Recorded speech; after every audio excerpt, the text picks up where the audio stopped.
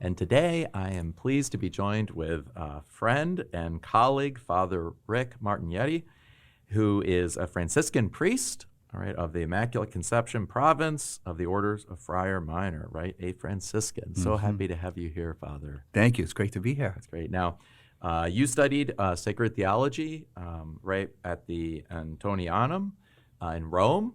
Yes, I did. And you studied Franciscan spirituality, right, sacred theology while you were there. Since then, you've been involved in campus ministry for many years. You were at the Franciscan University of Steubenville, and now you're director of campus ministry at Ave Maria. That's right. So thank you for your generous spirit of service to young people. Kind of perhaps like myself, I enjoyed college so much I decided to stick around. And I love working and getting to know students. It keeps me young. Absolutely. It's such a great environment, especially in a university like Ave Maria where students care about their faith and their relationship with the Lord. And I love that. I can't get enough of that and the conversations that leads to.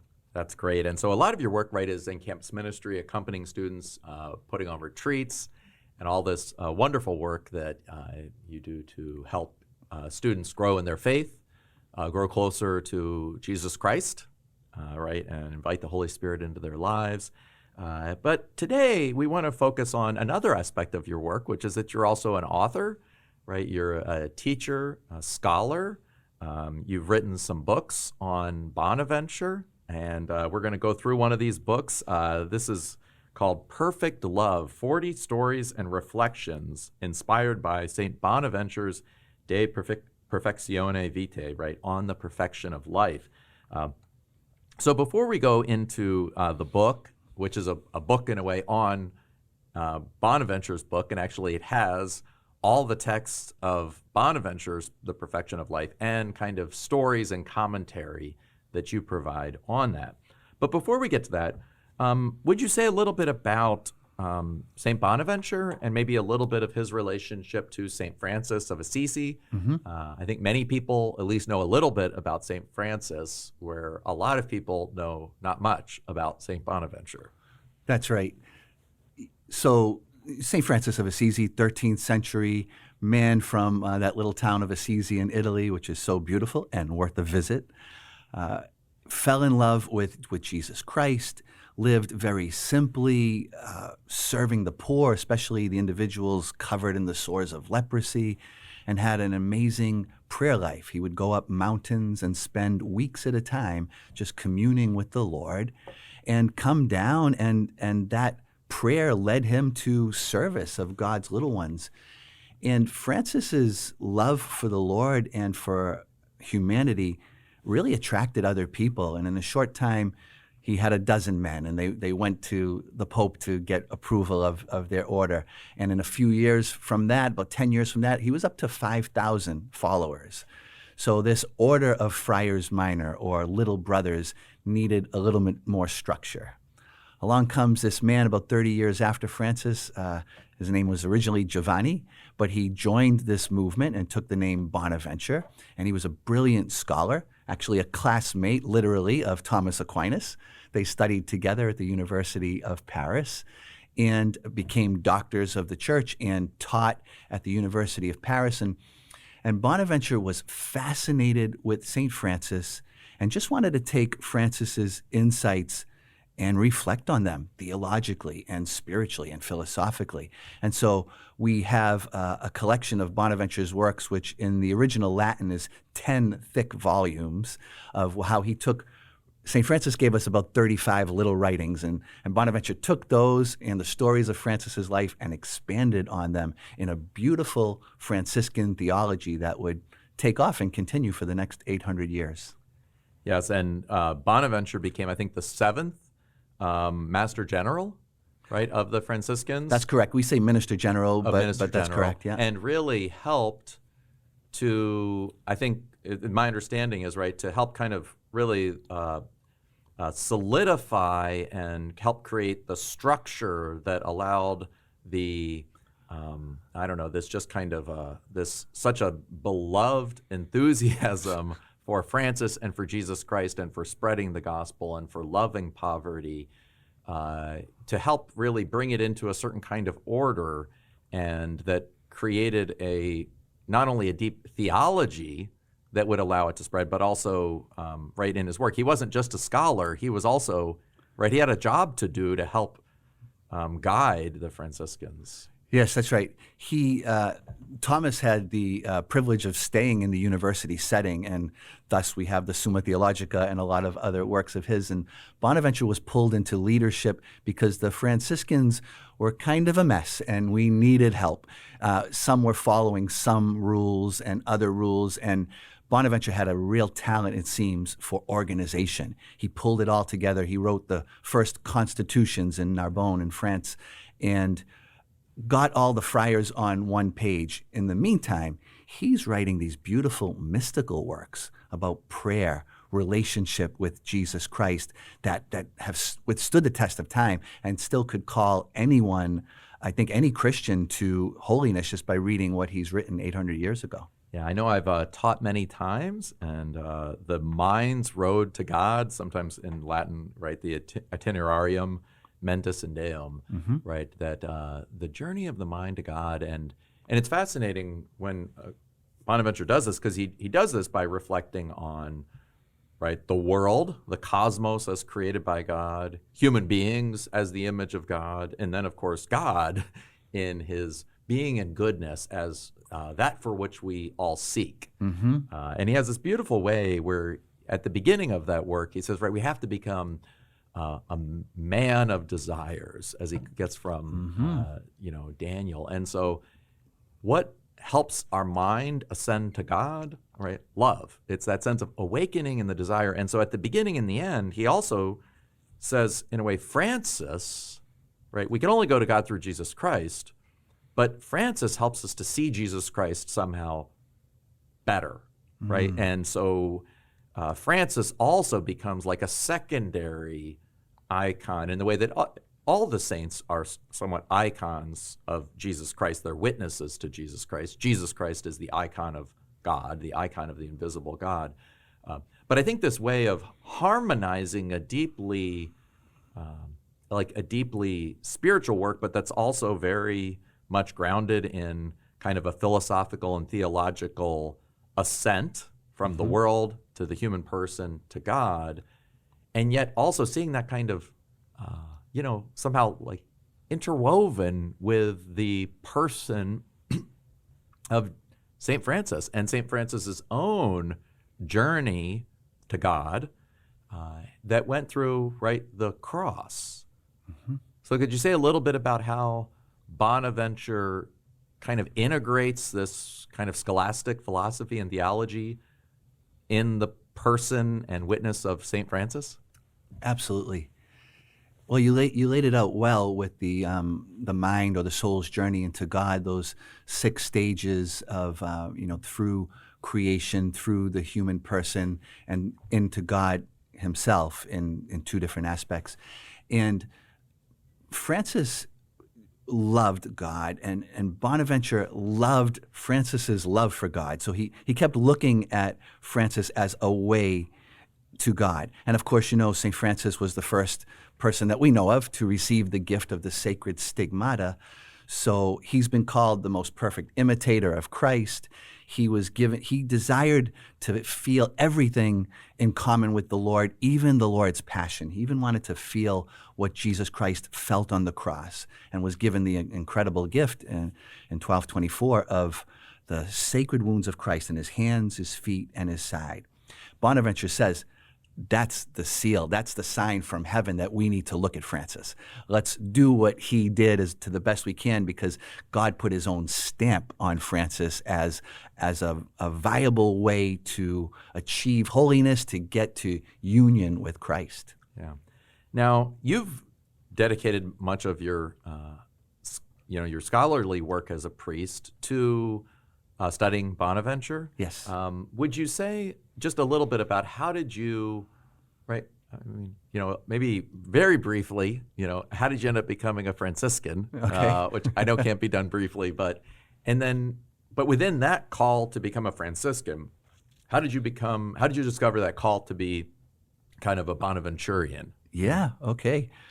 lot of stories there, but I'll try to keep it brief. So I grew up knowing the friars in my hometown of Boston, Massachusetts. They staffed my home parish and my high school. So I knew the friars from a young age, and I loved them. I thought they were down to earth. I thought they were great guys you could talk to, and I liked that a lot. I had a faith awakening really around 22, 23 years old that led me back to taking my faith more seriously. And the friars came back into my life right at that time, certainly led by God. And it just resonated with my heart. Like, I love these guys. I love their joy. I love their simplicity, the way they're available and they're serving the people of God. And when I joined the friars, our minister provincial, who is our boss at the time, right after my ordination, he said, would you like to do further studies and go to Rome and do doctoral work in Franciscan spirituality? He knew I loved the stuff, and he wanted me to really dive into it and be able to pass it on to the next generation, the men that would join us. So that led me to actually 9 years in Rome, where I did 5 studying for the doctorate and then 4 teaching. And when it came time to write my thesis, my question was, how do Franciscans pray? That's what I want to get into. And I thought for a minute, when you start writing a thesis, it can take all different twists and turns. I thought I was going to trace 800 years of Franciscan prayer, but I got as far as Bonaventure, and I found his prayer book. And it was a work called The Tree of Life, where he takes moments from the origin of Christ and the passion of Christ and the resurrection or the glorification of Christ, and he reflects on them. So the Tree of Life is 48 short meditations where Bonaventure invites us to use our imaginations to be there, to enter through the scriptures and be like a character in the story. So I loved that, and I threw aside all the other projects I had, and I said, I have to dive into this work, this Tree of Life. And so I sat with that for 4 or 5 years and turned out a theological book on it. And then my first pastoral book is called Hidden Beauty. And that's the 48 meditations that Bonaventure presents and my reflections on how to use them for prayer. And I'll just give you a quick example. He talks about the nativity and uses the scriptures and then invites us to imagine ourselves like we're one of the shepherds. What would you have been feeling on the hillside that day when the angels appeared and told you about the great news that was happening where the Lord had come into the world? He says, imagine yourself as a shepherd going to see the Holy Family, and you walk into the simple stable and you see the infant Jesus, and you go down and kneel and place a kiss on his feet. It's a very beautiful, imaginative prayer that when I started to pray like that really changed my life. And I think it's worth anybody doing, imaginatively being before the infant Christ, placing a kiss on his feet. What would that make you feel? What would you think? Would you want to say something to Jesus? Would you want to address Joseph or Mary? And so he unleashes our imaginations, which he calls one of the faculties of the soul. So imagination, sometimes we think that's for little children, fairy tale stuff, but Bonaventure says imagination is one of the gifts God has given us to help us encounter him. It's a faculty of our souls. And in both those ways, it's fascinating too that in the way you describe it there, that he's writing about the Tree of Life, right, in the Nativity, the birth of Jesus, the cross, and he's helping us to dive into it. But his teacher, his founder, right, and of course Francis died a few years after Bonaventure was born. I think 5 years after 1226, and Bonaventure was born in 1221. So he knew him through everyone else, all the rest of the friars. And so, but Francis himself, right, is the one who recovers, doesn't recover, but he recovers the church's wonder in a way at the mystery of the Nativity by starting a little nativity scene, right, and also helps to really popularize the way of the cross, right. So Francis himself is helping people do these things, and he just does them, right? Yes. He just starts the nativity. So can you kind of say a little bit about how Francis does that, and then that gets received in a way by Bonaventure? Sure. I think you're hitting on the key point of who Francis was, a man in love with the humanity of Jesus Christ. At a time, in church and world history where maybe that had kind of faded to a background. You even look at the icons, and the crucifixes always had a glorified Christ around that time. And Francis falls in love with Jesus and his humanity. So Jesus actually became a baby. What does that mean for us? Jesus died a brutal death on the cross and bled and was in agony. What does that mean when we are in agony and in our suffering? So that's what captured the imagination of all the Franciscans that came after Francis, and of course Bonaventure. Love the humanity of Jesus, and that's going to change your life. It's going to change how you approach suffering and carrying your own cross. And as I said in the Tree of Life, the middle section is on the cross, and that's the focus of Bonaventure's works. All his works revolve around the cross. He's got some prayers and meditations that lead us up to it and some that flow out of it, but it's always the cross is the greatest sign of the love of God for us. God emptying himself in Jesus Christ and totally giving up everything, even his life, for us. That fascinated Francis and Bonaventure. And Bonaventure's, been called a mystic of the cross, the mystic of love, the theologian of prayer. All these ways that he encountered Jesus Christ on the cross, and that affected his prayer and changed his life. Yeah. Now, in this recent book called Perfect Love, you focus, after having written something on the Tree of Life, now you look at this perfection of life. So can you say a little bit about just what is the nature of the work that Bonaventure wrote? What was Bonaventure trying to do? And then maybe why you thought that would be particularly something that we need to hear today, right? That the students with whom you're working, maybe other friars, right, that part of that this particular, like this work written in the 13th century by the Minister General of the Franciscans, right, to sisters, right? These would be poor Clairs? Yes. Is that correct? So that this is something that particularly speaks to, right, to kind of our contemporary experience today. Yes. So as I was diving into the Tree of Life, obviously I had to get familiar with all of Bonaventure's works, and they are vast. But the Tree of Life I fell in love with. And the second, I guess my second favorite work was a simple letter that he wrote to the poor Clair sisters spelling out 8 steps of holiness. And I'm convinced that they apply today, maybe even more than ever.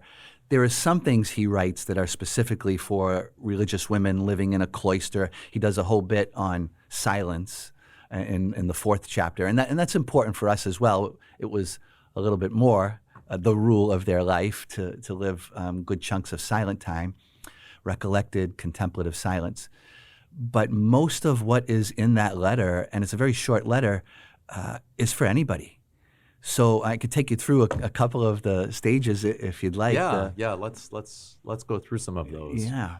So 8 steps to holiness. He says the first one is self-knowledge, which other saints have certainly said, entering through our own souls into the heart of God. Learn who we truly are. Don't have an exaggerated image and think you're God, but also you're not garbage either. And I think we struggle on the journey to go one way or the other. Sometimes both in one day. We can have too high an image of ourselves and think the world revolves around us, or we can think we're worthless. And Bonaventure would say, enter into prayer, get to encounter the Lord, ask him who you truly are and what are the gifts he's been giving you, and then try to live out of those gifts and offer them back to him. And that's the journey of self-knowledge that helps us enter into knowledge of God. When we do encounter our weaknesses and our sins, that's okay. And he says, use that for meditation, but don't stay there. Don't stay thinking, oh, I'm so miserable, the world hates me, whatever it is. He says, use it as like a springboard into the mercy of God. Whatever we are discovering about our own weaknesses or wretchedness, to use a good medieval word, we all have that part of us, right? He says, use that as a springboard to appreciate God's mercy. God already knew all those things about you that you're just discovering and died for you anyway. So that's the way that knowledge of our sins and weaknesses help us appreciate the beauty of God. We know we start to learn we didn't earn any of this. All the gifts of God are freely given. What Jesus did on the cross was a free act of love, not because I've earned it, but even, because he loves me. And so self-knowledge is the first step of the journey. And the second one, which you can kind of imagine where that goes, the second one is humility. Once we start to get a true view of who we are, it's going to humble us. So humility is the next call, the next step on the journey. After that, he talks about poverty. And, the Franciscans, we take a vow of poverty. The poor Clair sisters that he was writing to live it as a vow. But poverty's for everybody. It's a way of, being poor in spirit, being stripped of whatever needs to go. It's always been said, right? The spiritual life is more about detachment than addition, letting go, subtraction more than addition, letting go of false images of ourselves or the need to be in control or have it done my way. So chapter 3 is an elaborate reflection on how poverty is important for every believer. Yeah. Now, in your book, you include about maybe like a 2 to 3 paragraph excerpt from each of Bonaventure's 8 chapters. I think you take 5 excerpts for each chapter. Mm-hmm. You get 40, and then you write a little reflection on each of the little sections. So if somebody could just read your book and they could skip your parts and just read Bonaventure, or I suppose skip Bonaventure and just read you. Obviously, they want to read both. But so what are some of the stories maybe that you tell to help somebody, would you maybe want to pick out 1 or 2 that move to that sincere humility, right? Or that perfect poverty? Okay, so I tried to include a lot of stories from St. Francis and St. Clair and their early followers, and then felt myself called also to just share some personal stories. So there's some stories of my life in there, of my ordination, of my time in Rome. And I also use a couple of movies and some contemporary literature just to add a little color to what Bonaventure is saying. As we get to humility and poverty, I could share the story of St. Francis, and his first 2 followers were a man named Bernardo and another one named Peter, who they wanted to do what Francis was doing. And so Bernardo had a lot of money. So Francis said, okay, you want to join us? Sell what you have and let's give it all to the poor. So these 3 men sold their property and their wealth, and they were in the piazza in Assisi with bags of coins, giving them out and throwing them to people. And of course, you can imagine the scene where just people gather all around and they free coins, free money. And a priest happens along, a man named Father Sylvester, who Francis had an encounter with earlier. Francis was begging for stones to rebuild the church of San Damiano, and Father Sylvester had a quarry and other things, and he went and he bought some stones from Father Sylvester. Well, when Sylvester comes on the scene and sees Francis and his companions with bags of gold and money, he runs up to Francis and says, "You didn't pay me enough for the stones. What's this deal? Are you trying to rob me?" And Francis responds by, he said, you want more money? He reaches into the sacks that Bernardo's holding. He takes out a handful of coins and dumps them in Father Sylvester's hands. He said, is that enough? No? How about some more? He does it a second time. And he just gives Sylvester tons of money. Sylvester runs off to his rectory, and he's thrilled.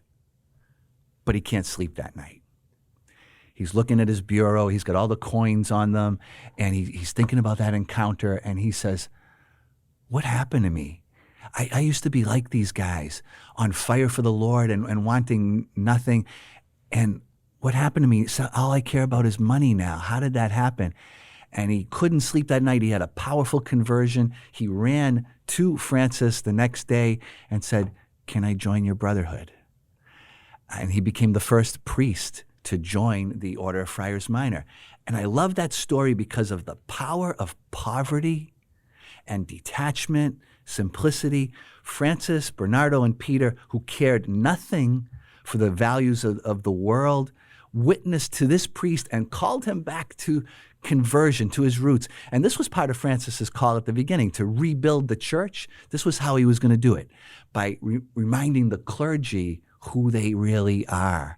And Sylvester became one of my heroes, who had mystical visions and led the early Franciscans in a beautiful way when he himself became a friar minor. Wow, that is quite a story there.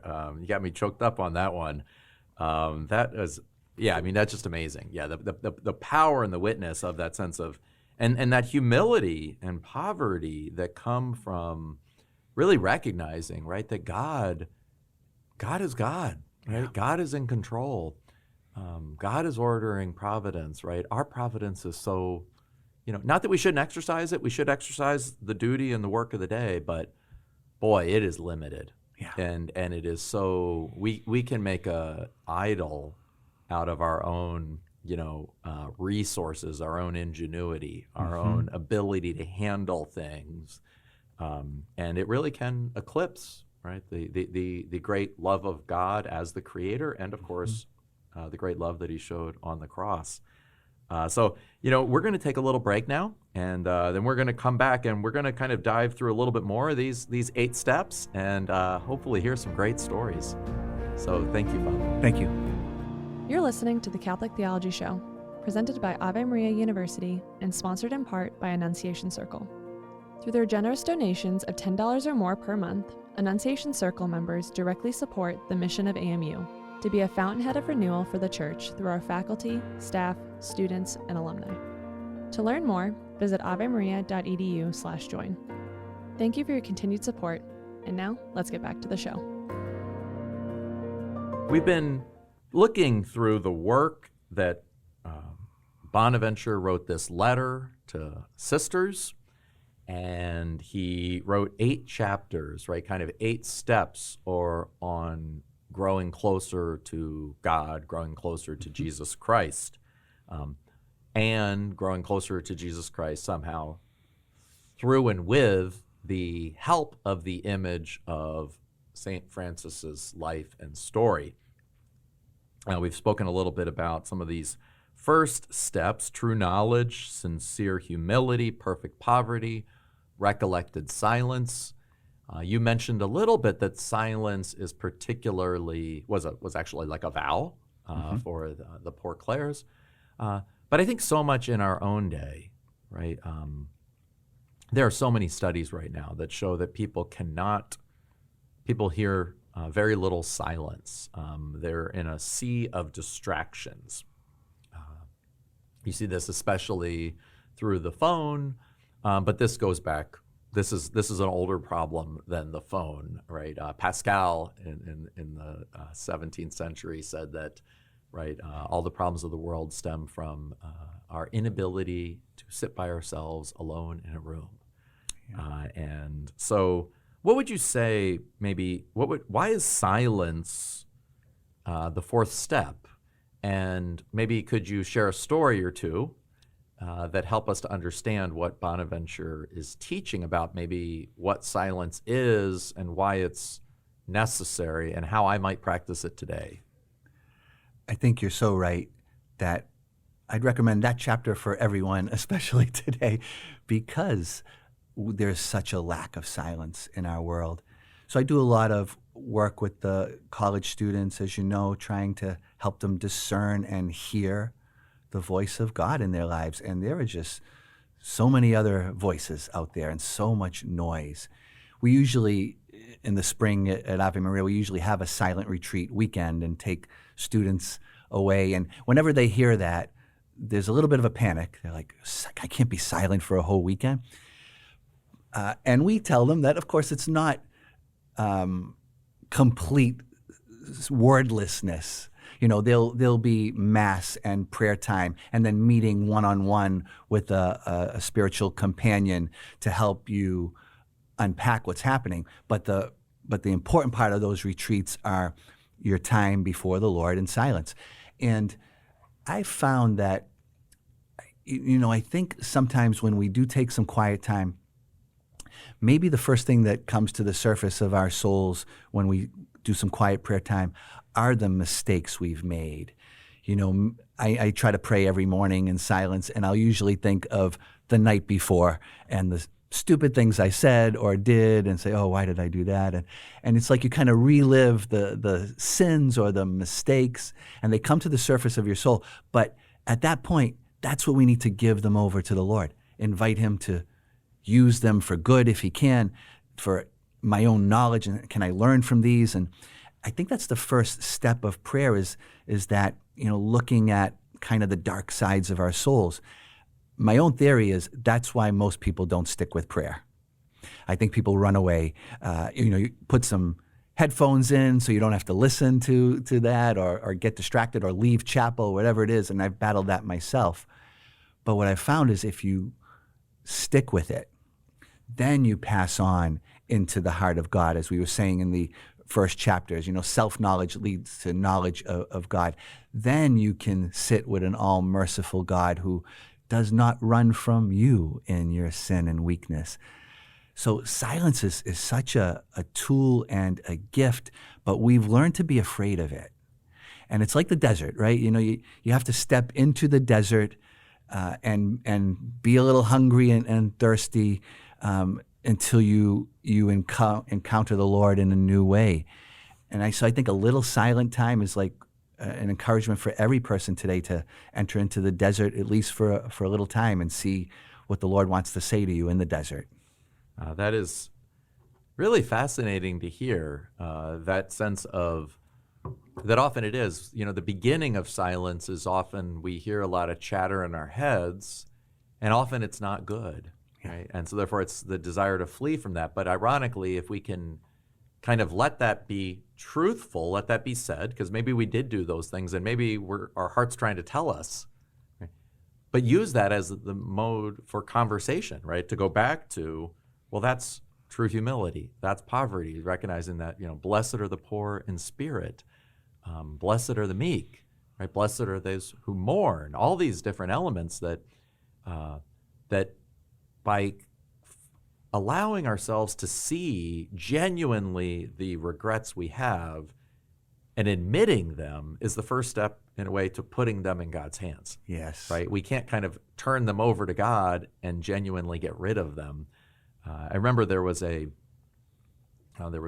theologian, I think it was Sebastian Moore, who would often say that we live in an amorphous world of guilt and shame and regret. Mm-hmm. And it was actually Christ and the church who take that amorphous guilt and concretize it into the cross. And so we can name it as sin. And when we do that, we then allow it to pass through the heart of Christ and therefore be forgiven. When we can name our sins, it's not as though we're focusing on guilt. That's the only way to get rid of the guilt. And it is fascinating. So I love that idea of just be patient with the silence. The silence at first may be hard, but at time, that's the key to getting to peace, to serenity, to the really letting go of maybe that, you know, that sense of shame that we carry around with us, that sense of regret that God wants to take away from us, but we never spend enough time with him to hear it, to kind of get to experience that sense of that blessing. So it's natural then, I think steps 5 and 6, prayer and remembering the passion of Christ. So again, maybe in a couple words, what does Bonaventure say, or at least one or two points that you find helpful? And then what's a story or two about prayer and the passion of Christ? Right. So that recollected silence is going to be entering the desert, and the Israelites had to pass through the desert to get to the promised land. Jesus went into the desert and was tempted and had to face temptation. So that's the silence. It's going to lead us into prayer. And that's Bonaventure's, as I say in an earlier work, if he had to pass on one word to this generation, it would be prayer. He talks about prayer so much. He starts all his works with a prayer or inviting the reader, before you pick this up, stop and pray. Ask the Lord to kind of work in your heart so that it's fertile ground for the seeds that he wants to plant. So he's all about prayer. And the highlight of prayer for him is meditating on the passion, because it's on the cross that we see the love of God more than anywhere else. And, when you first sit before an image of the crucified one, it's horrible. You're before a man bleeding to death, dying. It's capital punishment, right? We're before a horrible image of torture, yet that's where the saints went. They stood before the cross, or they knelt before the cross, and they looked up and let the Lord transform it. You get to see, as Bonaventure says, see through his wounds into his sacred heart. So you stay before the crucifix until you start to appreciate that this is a love story. And that's where he tries to get his reader in all his works. He tries to get us before the cross, appreciating the wounded Christ and his passion as the greatest love story ever told. So silence is going to be the first step into prayer, and prayer is going to peak when we are before Christ crucified. That's anyway so well put. I have nothing to add to that. That's beautiful. So what's a story or two that you tell in the book that helps that to kind of helps us to see into that better? Well, from there, the final two chapters are the perfect love of God and final perseverance. And in perfect love of God, he reflects on what does it mean to love God with your mind, your soul, and your heart, as the Lord asks us. And he concludes or reflects that loving the Lord with all our heart, kind of obvious. We just need to love Jesus first, do everything for God, love other people in view of getting them closer to God. And then he says, how do you love God with your mind? He says, you remember. You just remember. Use your mind. Remember what God has done. You didn't get to this moment in time in a vacuum. The Lord has led you up to this and has answered all your prayers up until this point and will continue to do that. So loving the Lord with all our minds means remembering what he's done for us. And then he reflects on what might it mean to love the Lord with all your soul. And he concludes that means to think of yourself as belonging to the Lord. You are his and he is yours. And so one of the stories I tell in my book at that point is about my ordination weekend, which I always look back fondly as the most beautiful weekend of my life. And it was a long journey to get to ordination, and I had some ups and downs, including maybe about 4 months before time thinking I couldn't do it. And I really had to do some spiritual direction and kind of look at more of my weakness. And I just thought, I can't be a priest. That's crazy. Who who earns something like that, and who is worthy of something like that? And my prayer and Bonaventure's work helped get me to look at it at a completely different way. Yes, I was full of sin and mistakes and garbage. But the Lord calls me anyway, in and despite all that and through it all. And it's not about me earning ordination or being worthy of it. It's about the Lord's desire. The Lord looks at me and says, that's my priest, and he wants that. So I tell a little bit of the story of that amazing, the ordination mass. If you've ever been to one, I recommend everyone go to an ordination. At one point, I'm lying on the ground, prostrate, and a priest friend had said, what are you going to ask for at that moment? That's a beautiful moment. You have the saints in heaven praying for you. We're doing a litany of the saints. The church, militant and triumphant, are all there praying for the new priest who's being stripped, and being lying on the ground is such a sign of humility and emptying and giving it all to the Lord. And I said, I don't know what I'm going to pray for at that moment. But when I was lying prostrate on the ground, a word came to me, and the word was everything. And I felt like the Holy Spirit was just inviting me to say and to pray everything. I give you everything. All that I have is yours, my past, my future, my present. This ordination is yours. It wasn't my idea. I did not earn it, and I never will. But I give you everything. And I was ordained in Waterbury, Connecticut, at St. Michael the Archangel Parish in 1997. And there was a local reporter that came to do a story on it. And he chose the next day to put my picture and a picture of the ordination on this local newspaper. And he wrote up top, the heading was, "He belongs to God." And I put that in the story, in that chapter, because that's what Bonaventure calls us to. To love the Lord with all your soul is to see yourself as belonging to God and giving God everything and letting him use it freely as he chooses. So when we complete these 8 chapters, these 40 reflections, right? Obviously, in some ways, this makes a great book for Lent. I guess it's a great gift you can give this, really to anyone, I suppose, during that time. But you also teach a course on Bonaventure and Franciscan spirituality to students here, at Ave Maria, and I know you've taught this course in many other instances. What are some things that I always ask, when I'm teaching teachers to teach or doctoral students to teach, you can get so focused on, well, I need to cover this content, I need to cover this stuff, and all that is important. You do need to do that, and you want to make sure what are the particular things you're going to examine them on. But I always also try to step back and what are the things that you want the students to remember 5 years from now?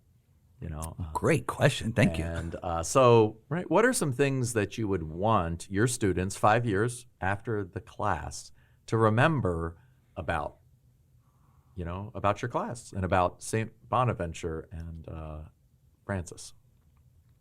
Well, if you look at the prologue of any of his works, as I mentioned, he says it. He calls us to prayer.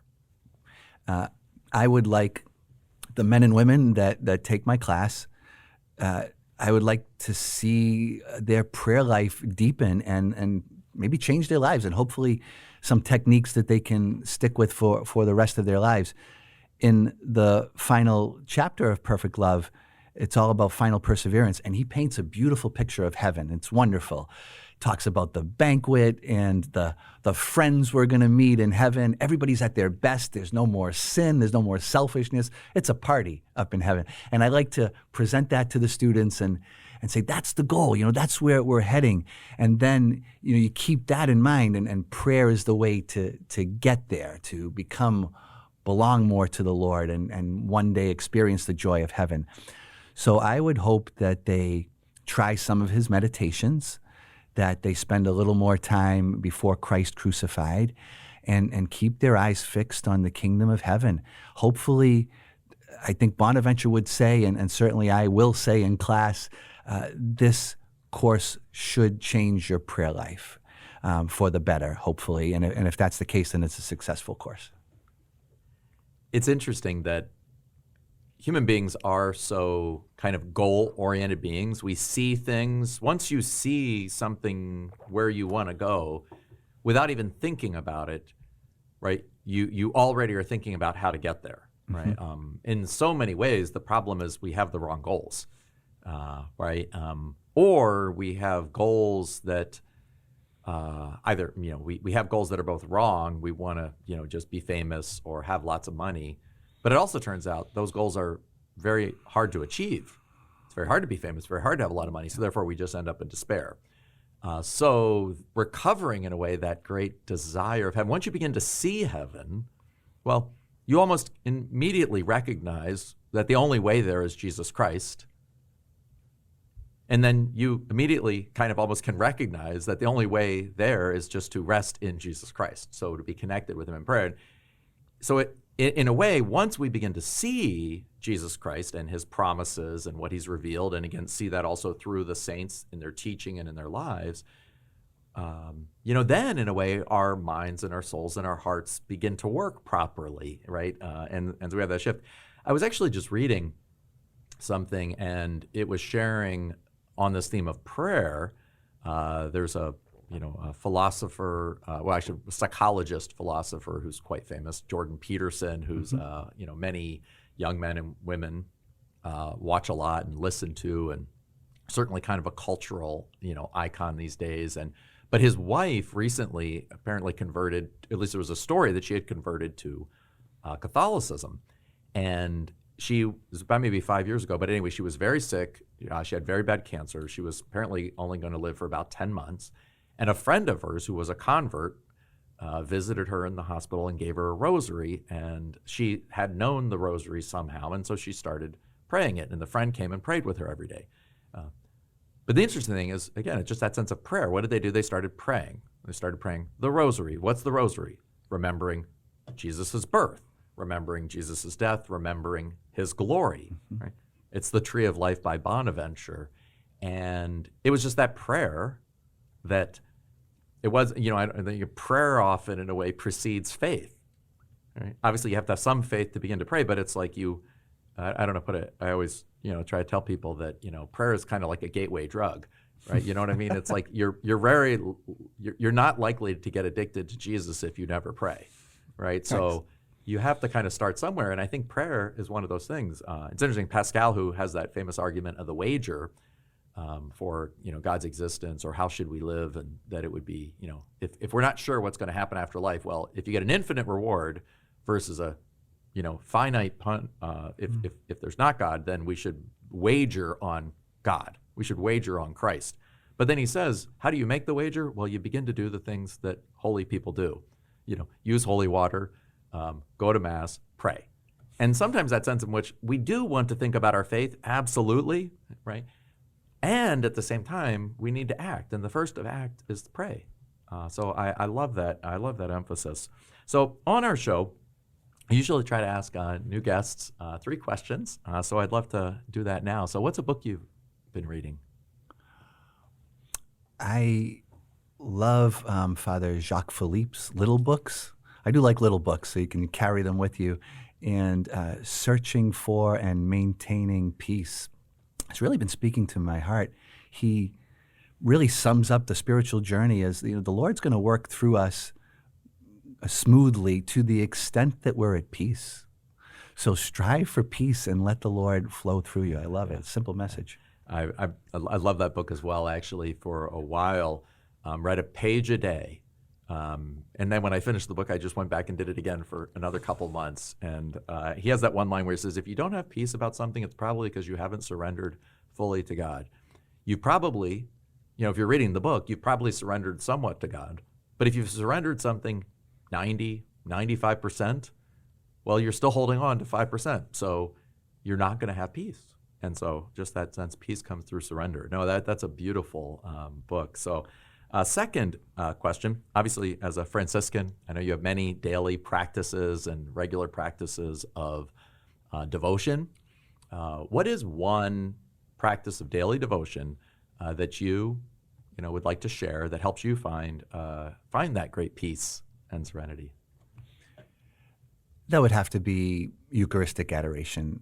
I do try to start every day with an hour of Eucharistic adoration, even before everything else. Of course, you're going to have daily Mass and divine office and all those prayers that are beautiful, but I think, especially for a priest, we need that time when we're not on duty, not facilitating someone else's prayer, but just being before the Lord. And I've found adoration just indispensable. And it's by trial and error too, so I'm a priest about 26 years or so, and I've gone times where I don't make time for that practice, and I could see my life go straight downhill. I get crankier, everything seems like a burden. Why am I doing this? And running to adoration always reminds me of what's most important and fills my soul. So thirdly, this podcast is about Catholic theology, right? We want to try to understand the faith we've been given and to try to understand it better, to try to let go of false views about God and about ourselves. So is there a particular view or belief you held about God, perhaps when you were growing up or perhaps before your deeper conversion, that you later discovered was untrue? And in a way, what was the truer belief about God that you came to rest in and discover? I guess what comes to mind is somewhere along the line, I heard that God was busy with worldly affairs and not really interested in my little problems. I don't know how I heard that along the line, but that could lead to a thought that, I'm not as important as someone else in God's mind or eyes. And boy, I've come to find the exact opposite. God cares about every little thing in my life, everything, and wants to help guide me through the Holy Spirit to good decisions, big and small.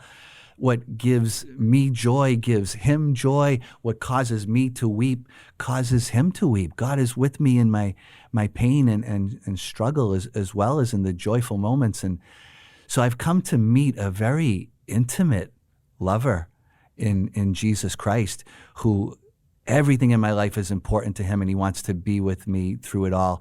And then that transforms everything. Everything is a vehicle to encounter him, the good and the bad. Great. Well, Father Rick Martignetti, thanks so much for being on the show. The book we've been talking about is Perfect Love, 40 Stories and Reflections inspired by Saint Bonaventure's De Perfectione Vitae. And if you get the book, not only do you get Father Rick's reflections, you also get all of Bonaventure's letter as well.